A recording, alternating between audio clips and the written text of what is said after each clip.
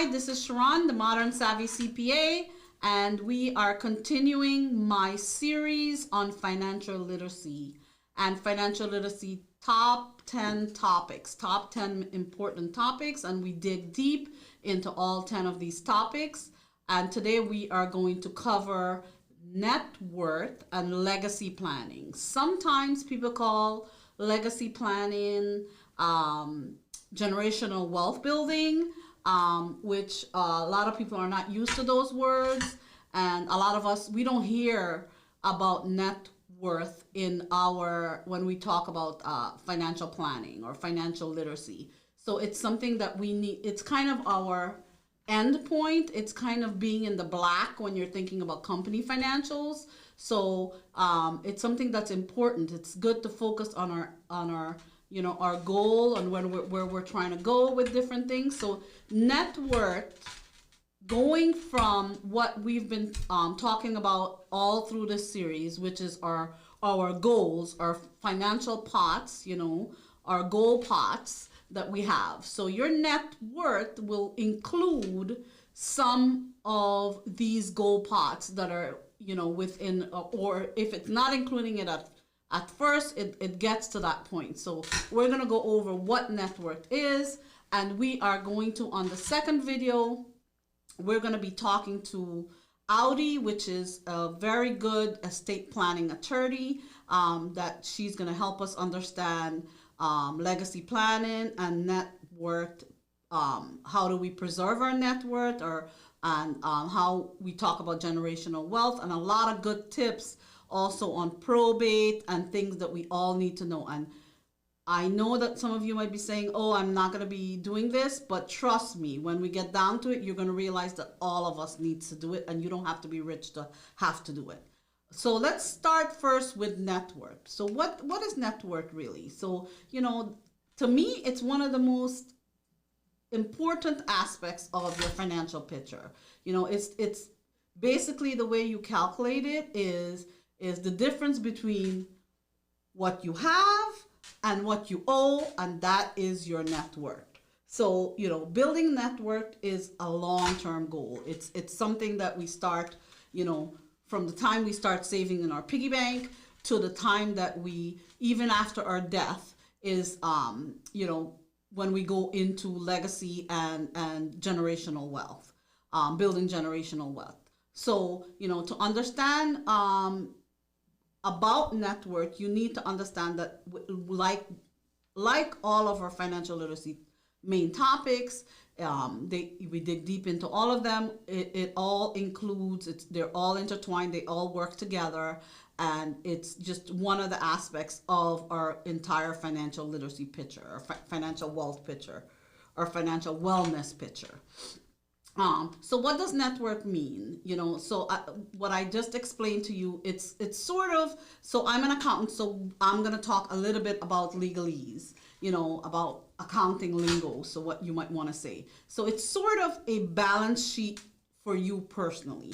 So like businesses has income statements and balance sheet.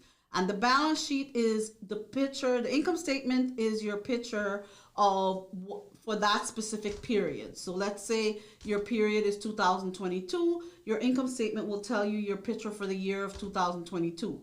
But your balance sheet will tell you your picture at the health from the beginning to where you are right now. So it's from inception to where you are right now. And when it's your personal balance sheet, it's the starting to where you are right now. So for me, starting is when I was born and I had my piggy bank, where I got my first set of money from my grandparents, and that started to build my wealth.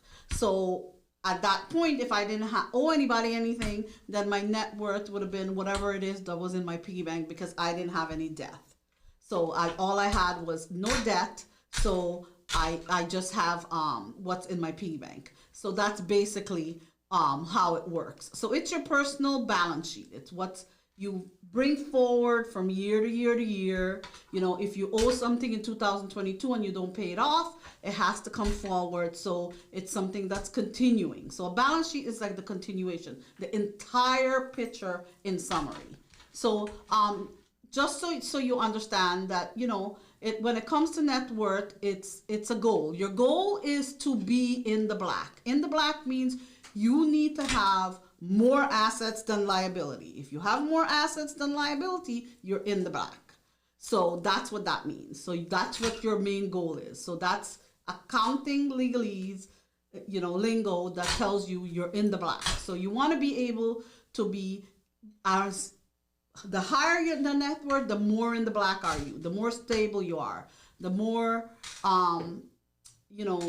intertwined in the economic market and understanding how things work in the economic market, and moving forward. So what you want to do is every year when you're moving forward, you want to be able to have that, build that net worth. You want your assets to be much higher than your liabilities. So more higher than your debt. You want your assets to be much higher than your debt. So as time goes by, when you first get a mortgage, when the first year of your mortgage, you owe a lot on the mortgage, but 20 years down the line, you've paid off a lot of that mortgage, your house has appreciated, and you've built equity in it. So your net worth should be higher if you've been responsible and not be taking all the money out of the house or overspending and living above your means. So that's what it is. So what is assets and what is liability? Assets is your financial instrument. So it could be many things. It could be your home. It could be, tangible personal property. It could be your necklace. So monetarily, we're going to discuss all the things that are your assets. Later on in this session, we are going to discuss things, non-monetary assets. So you understand, because my belief is monetary assets is just a part of your entire asset portfolio as a person.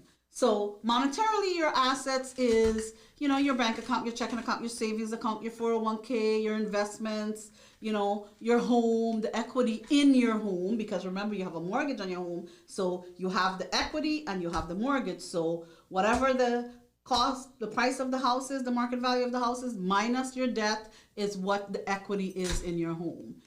So that's, your car, which is also whatever the fair market value of the car is, minus the debt is what your equity is in your car.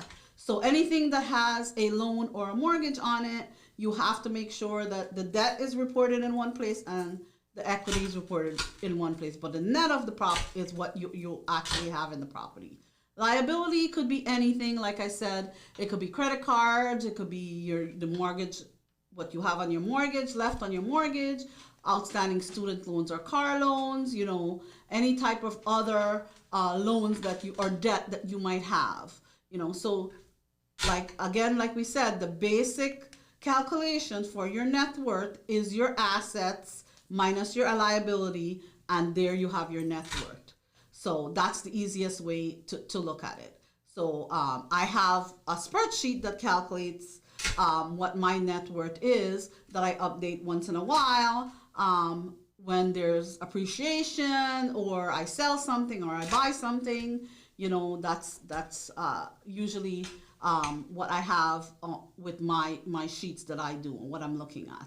So you want to make sure that you understand your assets. You want to make sure that when you purchase a car, what the car is, and what the car resale value is. So that's when you will know what your assets are. The value of your home, because that goes up and down. So your assets the market value can change. Your cost of the asset is what you paid for it, but the market value, or any improvements you've done on the assets. But the market value of the assets is where your equity, your appreciation comes in. So if the market value has appreciated, then your net worth, and you haven't taken any debt out on that, then your net worth will be higher because you have a higher appreciation. For example, I bought the house I live in almost 3 years ago. We paid $577,000 for it. It's almost $1 million today. And that was only 3 years ago. We did spend some money on the house, maybe $50,000, $60,000, but still, we think our house value has appreciated by about $400,000 in just 3 years. So, you just, so that shows that my net, if that's what the case is, and I haven't taken any debt out on that, then my net worth that has gone up $400,000 in the last 3 years. So that's an example of how it goes up and down in terms of your net worth. The same thing works for retirement accounts, investment accounts. Those things goes up and down with the stock market. I don't worry about those things too much also, because it's a long term. When I invest, I always invest long term. I'm a go long kind of girl. So if I'm investing in my retirement, of course, that's super long term. And then with my investment account, that's long term. So I look at all of the things that I'm putting my money in, and the goal is to build my net worth. So you want to make sure that you understand that. So the next thing that when you're creating your budget is you need to understand that part of building wealth is also including paying yourself. So putting money in those goal pots is building your net worth. So you want to make sure that you're doing that. Another way to build net worth is to increase your income. So depending on your income opportunities, you might want to get a rental property, or if you're looking for a side hustle, or that type of stuff, then that's another way to build your net worth. Other than the investments you're doing in your home, a rental property, in the stock market, in the equity markets, in the bond markets. There are several different things that you can invest in a business, depending on being a venture capitalist, if you have enough money to do it like that.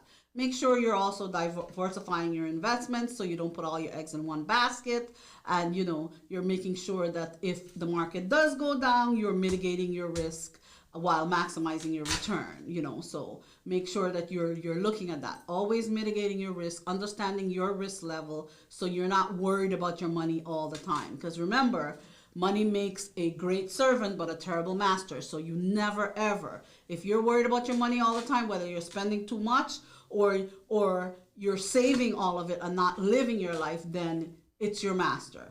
You have to try and get away from that. It is a fine line. It's a good servant, because it's supposed to serve you in your life. One of the other ways to build your net worth is make sure you're not wasting. Minimize your unnecessary expenses. Make sure that I always say I have no problem spending money for the enjoyment of my life, because that's what it's for. That's why I grow it. But wasting it is just, you're not getting the benefit of that. So if you are not benefiting non-materiality wise, if it's not doing something for your soul, your heart, your wellness, your mental, your mental, physical, or emotional wellness, then you have to kind of rethink what you're doing with your money and how you're spending your money. Educating yourself about finance, money management, understanding, vetting the people that you're educating yourself with, because just remember that there's lots and lots of things on social media. When you hear a little blurb or a little 60 seconds or 30 seconds of something, it is just the beginning. It's meant to get you to spark to look at something else. It's not meant to be the law or the end all being. So you always want to start with that spark and continue to research and investigate and know the whole story before you go into something. Make sure that you're hiring the right professionals to do that. Don't forget your part of your net worth is your emergency fund. So make sure that you have that together. Make sure you're also maximizing on your employee benefits. That's also another way to build your net worth. Stock options, if you're getting a discount on that, matching funds we've talked about with retirement. You want to make sure that you're maximizing whatever your company is matching. That increases your net worth. So, you just want to remember all those things. In the end all be all, time, freedom, health, happiness are also part of your net worth. It is also part of smart money habits. So those are also part, when we talk to Audi, our estate attorney, she's going to explain how these things come into your legacy planning and wealth building. She'll also talk to you about the overall monetary part of legacy planning. So you want to make sure you understand that. You know, you want to make sure that, you know, we're going to also talk about when we have our net worth and we've built it through the years, and we're ready when we were ready to pass certain things down, we want to be able to pass things down. You know, that's called generational wealth. It's called, you know, legacy building. You want to not only pass your assets of monetary value down, you want to pass your values down, you know, your emotional values or family traditions, your timepieces. You want to make sure that all of that is included in your net worth. It might not be a monetary net worth, but it's all part of your generational wealth building. And when you get to that point, you know, you're building that as you go along. Like I have some recipes that I want to pass down, you know, and because I'm a baker and I like baking. My children always talk about my little mottos that I'm always telling them. So those are definitely things, because I talk about the mottos that my dad passed to me. And I'm sure my children, whether they like it or not, is going to talk about some of the things that I talk about with them, because it's just ingrained in them a certain way. And then also one of the other things that you're passing down is, you know, just your habits and the way you do things, you know. So those are also things that it's important. It's important that when we're building our legacy, to not just pass our monetary wealth, for us to pass down our emotional, physical, creativity, all the other wealth that we have. Because monetary wealth is just a part of our overall wealth, and it just helps us to be a part. It's part of the servant package. So, you know, the monetary wealth has served us, and it will continue to serve our generations to beyond. So that's why it's important to legacy plan. Also, what will also serve us is, you know, our other things that we want to pass down, our traditions, our goals, and all the other things that we want to pass down that will also help our habits, you know, the way we think. Smart money habits is one of the number one things I believe in passing down. And let me tell you, when my dad passed some stuff down to me, most of what he passed down to me are bad money habits. So I learned from that. And I've developed some of the things that he's taught me. I've developed into smart money habits. Okay, Dad did it this way, it didn't work, so maybe I need to do it this way. But some of the things that he did worked, maybe I will do it this way. So, you know, he taught me about real estate, one of the things that's our tradition. So whether he handled the real estate or how to handle the real estate was a different story, but he taught me about investing in real estate. So that's definitely one of the things. One of the main things he taught me is investing in memories. So if there's nothing that my dad has left with us, is in investing in memories. And we still have so many memories for the 44 years that he lived to bring forth, that we still talk about today, 23 years after he passed away. We're still talking, 24 years actually, he passed away. We're still talking about, you know, his legacy building through the memories that we have with him and the traditions that we have with him. So, you know, having a healthy family culture is also really important to and values, to your values and your goals, and it helps you to understand your overall picture. Why are you building monetary wealth? Why are you, you know, cautious and looking at all the things? What are you doing all of this for? You're doing all of this because, you know, you want to pass your legacy. Legacy is a process. It's a journey. It's a way of thinking long term about your family's wealth.